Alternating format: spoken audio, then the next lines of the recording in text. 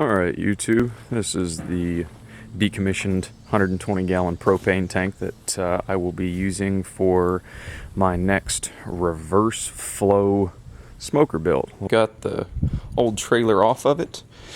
A few little marks just for reference points to figure out where our line needs to be to begin our first cut for the door. Since we've got all the fittings and everything in the top that are going to have to be cut out and patched up, minus one hole to reuse as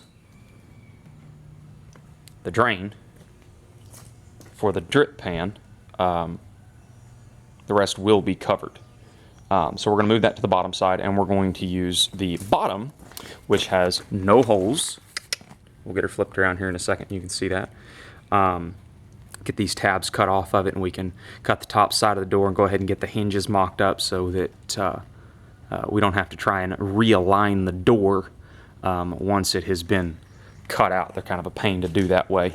Didn't want to use this side here because we would wind up having a seam partway in the door, and I didn't want to see that. So that'll be at the back side of the smoker. Anyway, here we go. Top seam. And of course the hinges where they're going to be placed. Decided to go with 3. Oh, still a little warm there. Got the bottom seam cut. Makes it easier if you go ahead and weld those on first before you finish cutting the door and get your bolts put in them and everything. If not, it just makes it difficult to position your door back in there and get your hinges all lined up so that they open evenly.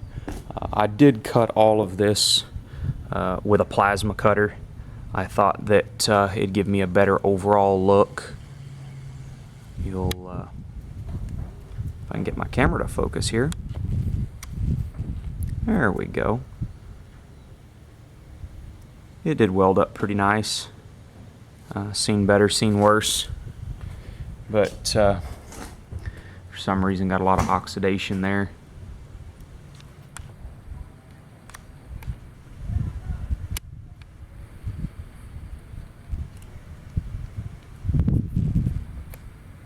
But we've got that done. Got the holes from the old bungs cut and ground down, except for the one which we're going to reuse as a drain.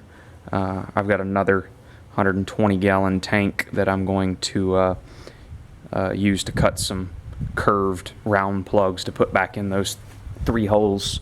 I'll also use that other tank to lap over my seams, try and fit it up pretty tight. Have to grind at least this section of weld on both ends so that it sits flush. May and or may not put some of that heat rope, seal it. We'll see when we get a little bit further along with the project, but this is what we've got so far. Door is completely cut out. Got to put some stops on the back so that the lid will stay in this upward position. Had a little boo-boo with the center hinge and got it drilled off just a little bit, so we got to do a little refiguring on that one.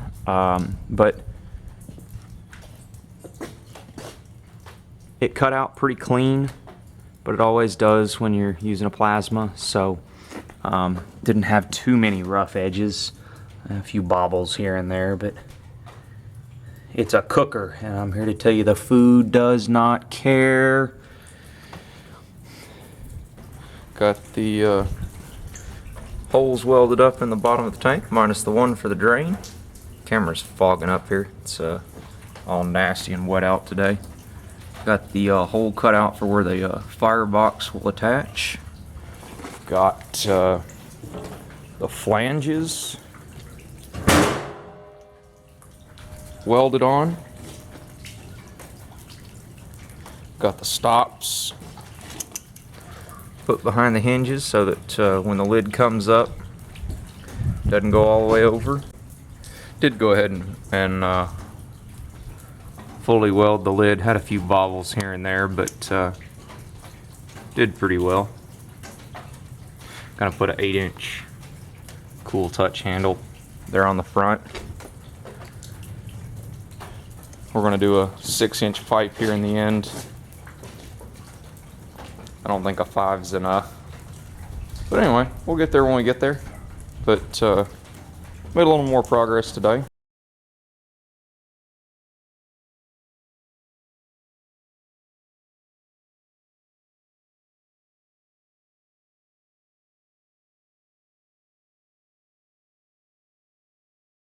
Got the door built. Got the hinges on it. Got a latch built for it, so you can throw your firewood in without losing all your heat. Nice and tight, doesn't wiggle around.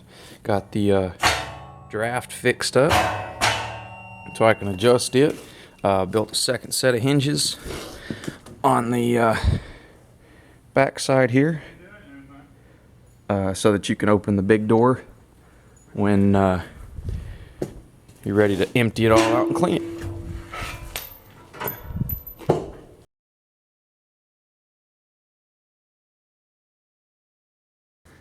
Plate put in, the RF plate, and there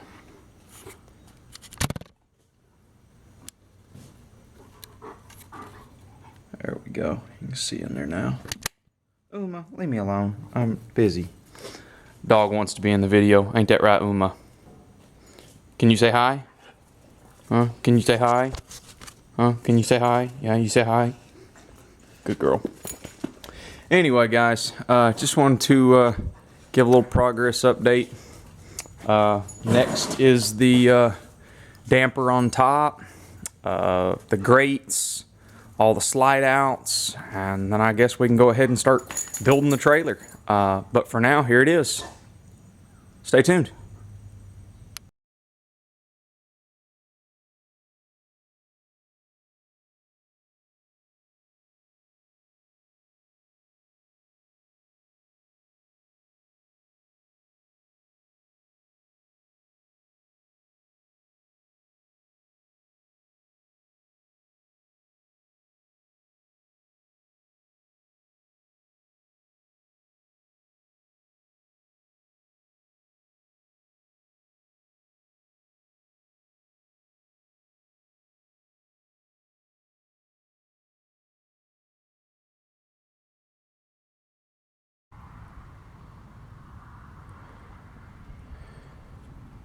We got some black paint, boys.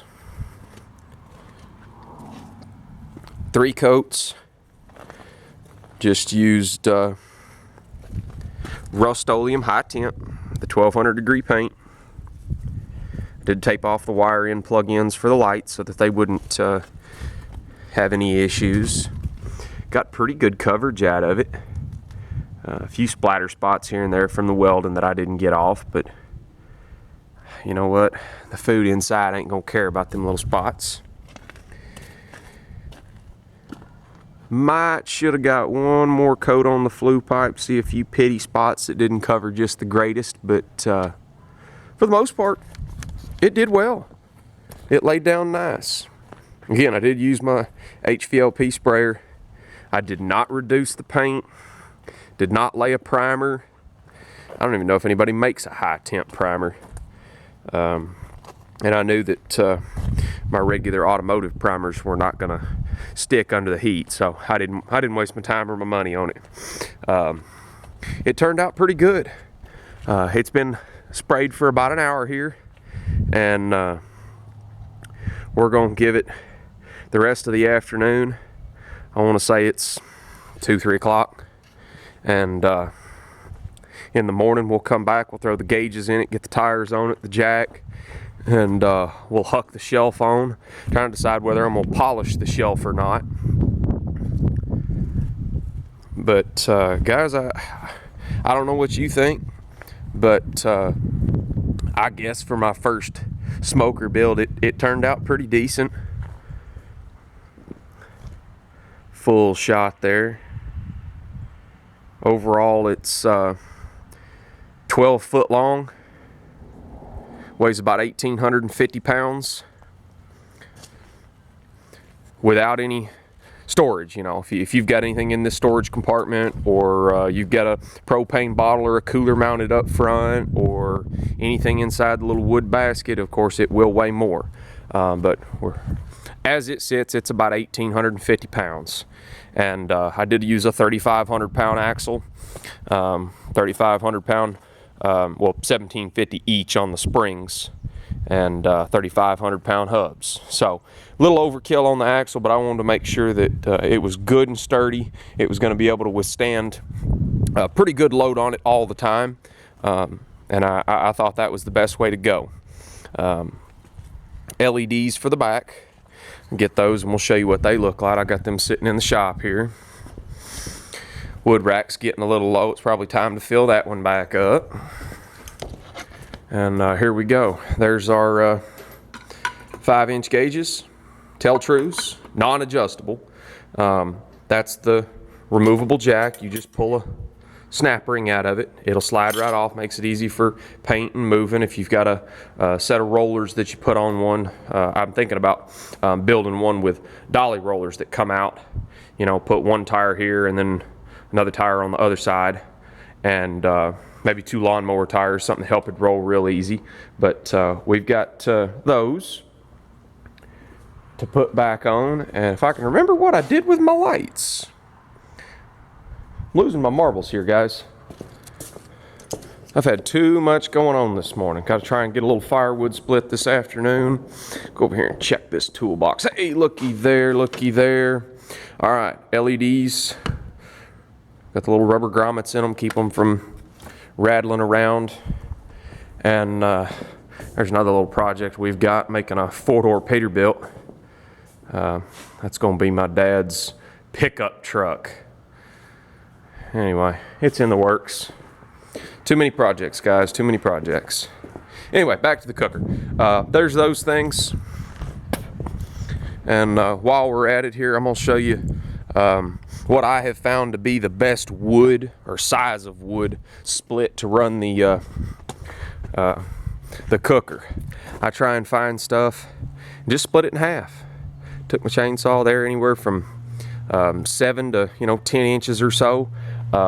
We got some that are a little bit smaller and some that are a little larger, but mixing wood about this size here, need to walk this bark off, but anyway, it seems to build the best fire. It doesn't get too hot, it's a little easier to control. The full splits I was having difficulty with. It always wanted to run hot, 275 to 300, and no matter how much I tried to choke it back, I just could not get it to come down. So I started playing with sizes of wood, and once I got the right size splits to run in this thing, it does super good.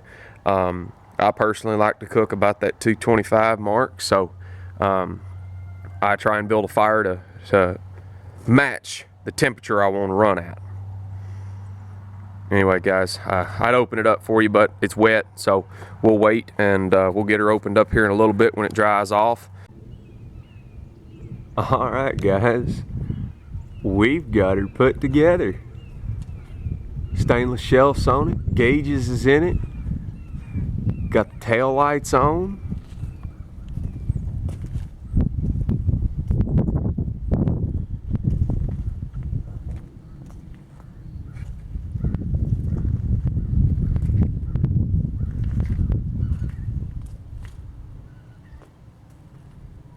I have to say, even if I did build it, that's a pretty damn good looking smoker now.